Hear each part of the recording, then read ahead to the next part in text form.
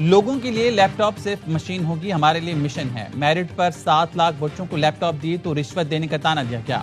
وزیر اعظم شہباز شریف نے Pakistan first national youth employment policy کا اجرا کر دیا۔ خطاب میں بولی، کراچی سے پشاور تک سب بچوں کو تعلیم کا برابر موقع نہ ملے تو وہ قائد اعظم کا پاکستان نہیں ہوگا۔ پیسے نہیں ہے تو کوئی بات نہیں، نمبرز ہوں گے تو دانش یونیورسٹی کے دروازے آپ کے لیے کھول دیے جائیں گے۔ نوجوانوں کو ہنرمند نہ بنا سکے تو یہاں اور اگلے جہاں معافی نہیں ملے گی۔ وزیر اعظم کا 1000 نوجوانوں کو چین بھجوانے اور ہر سال سٹارٹ اپس کے لیے 10% کوٹا مختص کرنے کا اعلان۔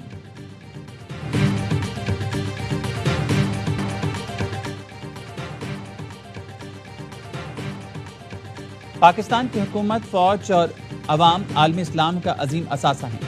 خوشی ہے وزیر اعظم اور فیلڈ مارشل علاقائی معاملات میں پہلے سے زیادہ فعال کردار ادا کر رہی ہیں۔ ایرانی قومی سلامتی کونسل کے سربراہ محسن رضائی کی محسن نقوی سے ملاقات میں گفتگو۔ محسن رضائی نے کہا، ایران پاکستان کو اسٹریٹجک شراکت دار سمجھتا ہے۔ دونوں ملکوں کے رہنماؤں، حکومتوں اور فوجی کمانڈرز کے تعلقات اہم سرمایہ ہیں۔ ایرانی اور پاکستانی عوام کے درمیان محبت مثالی ہے۔ جنگ کے دوران پاکستانی عوام نے بھرپور حمایت کی۔ ایران، پاکستان، ترکیہ اور سعودی عرب سمیت بڑے اسلامی ملکوں کی ذمہ داری ہے کہ اسلامی اتحاد کے لیے کردار ادا کریں۔ محسن نقوی نے محسن رضائی کو سپریم نیشنل سیکورٹی کونسل کی سربراہی ملنے پر مبارکباد دی۔ کہا، ایران اور پاکستان کے تعلقات مستحکم اور اٹوٹ ہیں۔ محسن نقوی کی ایرانی صدر مسعود پزشکیان سے ملاقات، وزیر اعظم اور فیلڈ مارشل کا خصوصی پیغام پہنچایا۔ ایرانی صدر کو مکہ دفاعی معاہدے پر اعتماد میں لیا۔ محسن نقوی تہران سے مشہد پہنچ گئے۔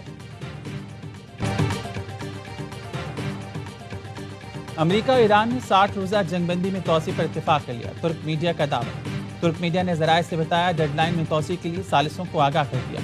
جنگ بندی میں توسیع پر اتفاق اسلام آباد مفاہمتی یادداشت کے تحت کیا گیا۔ جنگ بندی 17 اگست کو ختم ہونا تھی۔ ایرانی ذرائع نے جنگ بندی میں توسیع کی تردید کر دی۔ رائٹرز نے بتایا، ایران کے مطابق جنگ بندی کی کوئی مدت شروع ہی نہیں ہوئی، اس لیے توسیع کا سوال ہی نہیں۔ امریکہ نے عبوری معاہدہ طے پانے کے 48 گھنٹے بعد اس کی خلاف ورزی کی۔ چند روز بعد معاہدے سے نکل گیا۔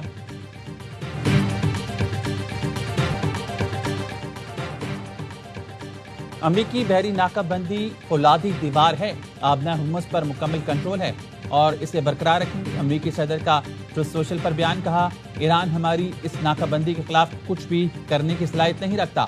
ایران اب مشرق وسطیٰ کا بدماش نہیں رہا، وہ صرف باتیں کرتا ہے، عمل نہیں۔ پاسداران انقلاب والے فرار ہو رہے ہیں۔ ایرانی قیادت کی صورتحال انتہائی غیر یقینی اور ابتر ہو چکی۔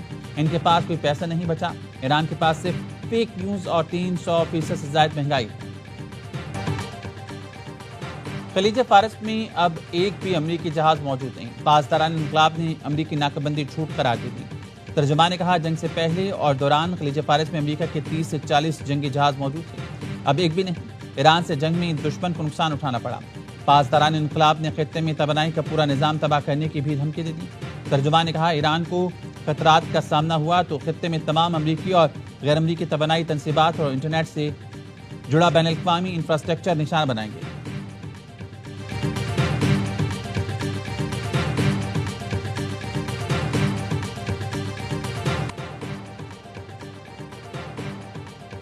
پاکستان کی بحر احمر میں تجارتی جہاز پر حملے کی شدید مذمت، حوثیوں کے حملے کو سمندری سلامتی کے لیے سنگین خطرہ قرار دے دیا۔ نائب وزیر اعظم اسحاق ڈار نے کہا، تجارتی جہاز پر حملے میں 3 پاکستانی شہری جاں بحق، ایک زخمی ہوا۔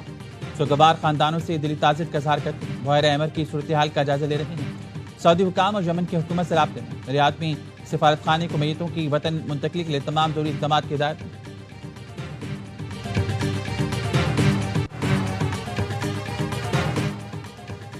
پاکستان بین الاقوامی پانیوں میں محفوظ جہاز رانی کو یقینی بنانے کے لیے ذمہ داریاں ادا کرنے کو تیار ہے۔ ترجمان دفتر خارجہ طاہر اندرابی کا کہنا ہے، باب المندب میں تجارتی جہاز پر حوثیوں کا حملہ افسوسناک ہے۔ ہم آزادانہ جہاز رانی کی حمایت کرتے ہیں۔ مکہ مشترکہ دفاعی معاہدہ خالصتاً دفاعی نوعیت کا ہے۔ یہ معاہدہ علاقائی امن و استحکام کے لیے تینوں ملکوں کے عزم کا عکاس ہے۔ معاہدے کے مطابق کسی ایک ملک پر حملہ سب پر حملہ تصور ہوگا۔ پاکستان مشرق وسطیٰ تنازع کے حل کے لیے پرخلوص کوششیں جاری رکھے ہوئے ہیں۔ تمام تر چیلنجز کے باوجود قیام امن کے لیے کوشاں ہیں۔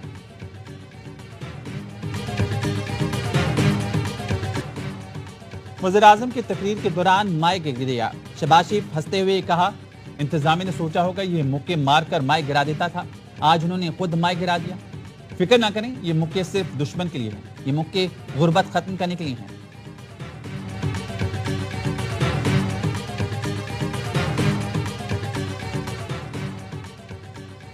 بلوچستان کے ضلع سوراب میں دھماکہ خیز مواد سے بھری گاڑی تیار کرنے کے دوران دھماکہ 8 دہشت گرد ہلاک ہو گئے۔ پہلے دھماکے کے بعد ذخیرہ بارودی مواد میں بھی دھماکے ہوئے۔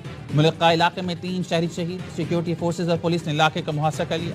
کلیئرنس آپریشن کے دوران مزید 10 دہشت گرد مارے گئے۔ دہشت گردوں سے فائرنگ کے تبادلے میں پاک فوج کے 2 بہادر جوان زخمی۔ صدر وزیر اعظم اور وزیر داخلہ کا سیکیورٹی فورسز کو کامیاب کارروائی پر خراج تحسین۔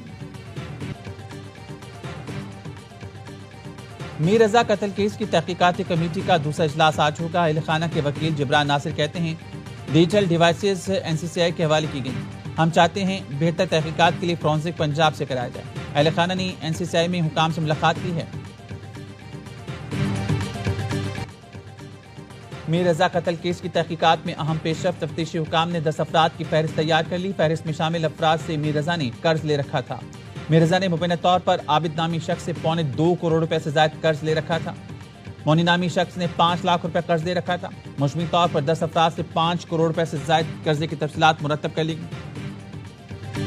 میر رضا کا پہلا پوسٹ مارٹم کرنے والے جناح اسپتال کے MLO کو عہدے سے ہٹا دیا گیا۔ ڈاکٹر اسامہ نے پوسٹ مارٹم میں غلطیاں کی تھیں، اب وہ کمیٹی کے سامنے پیش ہوں گے۔ تحقیقاتی ٹیم نے ڈیجیٹل کرنسی اور دیگر شواہد کے لیے NCCI سے رابطہ کر لیا۔ بھاری بجٹ کے باوجود پولیس کی سنگین لاپرواہی، 6 روز بعد بھی میر رضا کی لاش کے مقام سے ملنے والی گولی کے فال کا فورنزک نہ ہو سکا۔ ذرائع کا کہنا ہے سندھ پولیس کی واحد